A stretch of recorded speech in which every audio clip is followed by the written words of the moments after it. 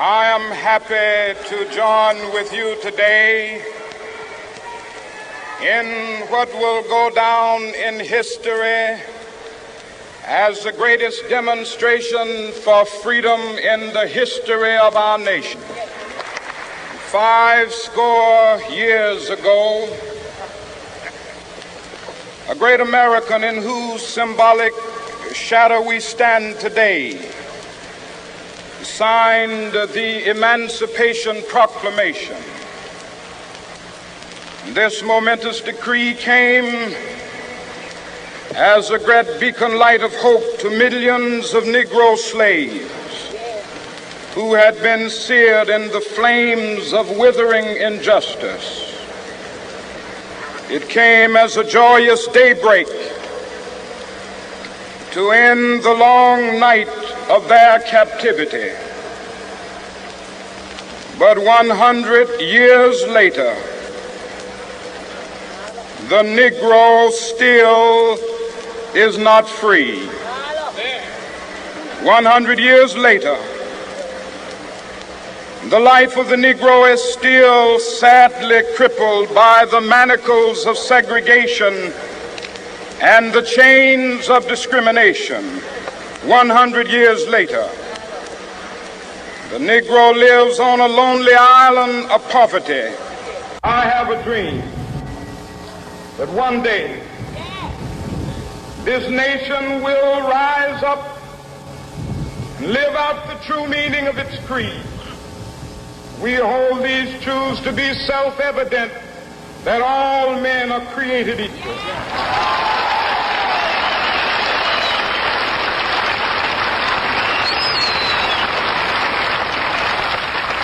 I have a dream that one day on the red hills of Georgia, the sons of former slaves and the sons of former slave owners will they be able to sit down together at the table of brotherhood. I have a dream that one day,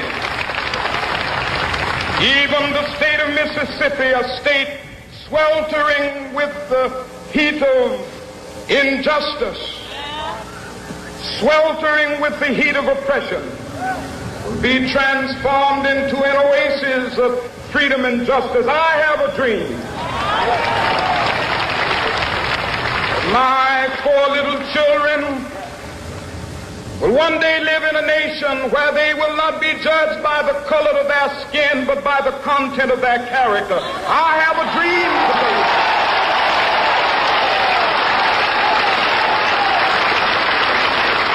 I have a dream that one day, down in Alabama, with its vicious racists, with its governor having his lips dripping with the words of interposition and nullification.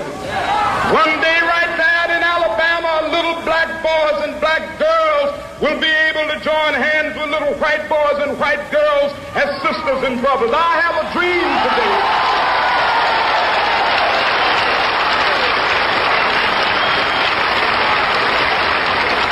I have a dream that one day every valley shall be exalted, and every hill and mountain shall be made low. The rough places will be made plain, and the crooked places will be made straight, and the glory of the Lord shall be revealed, and all flesh shall see it together.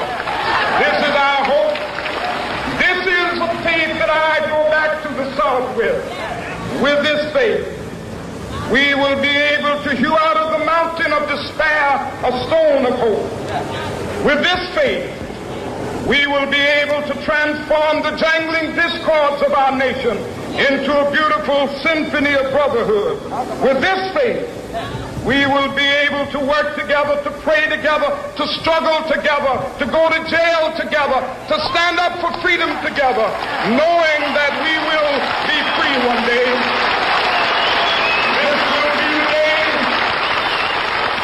This will be the day when all of God's children be able to sing with new meaning, my country, tears of thee. Sweet land of liberty, of thee I sing. Land where my fathers died, land of the pilgrim's pride. From every mountainside, Let freedom ring, and if America is to be a great nation, this must become true. And so let freedom ring from the prodigious hilltops of New Hampshire. Let freedom ring from the mighty mountains of New York. Let freedom ring from the heightening Alleghenies of Pennsylvania. Let freedom ring from the snow-capped Rockies of Colorado. Let freedom ring from the curvaceous slopes of California. But not only that, let freedom ring from Stone Mountain of Georgia. Let freedom ring from Lookout Mountain of Tennessee. Let freedom ring from every hill and molehill of Mississippi, from every mountainside. Let freedom ring in Whitney Capital. When we allow freedom ring, when we let it ring from every village and every hamlet, from every state and every city, we will be able to speed up that day when all of God's children, black men and white men, Jews and Gentiles, Protestants and Catholics, will be able to join hands and sing in the words of the old Negro spiritual.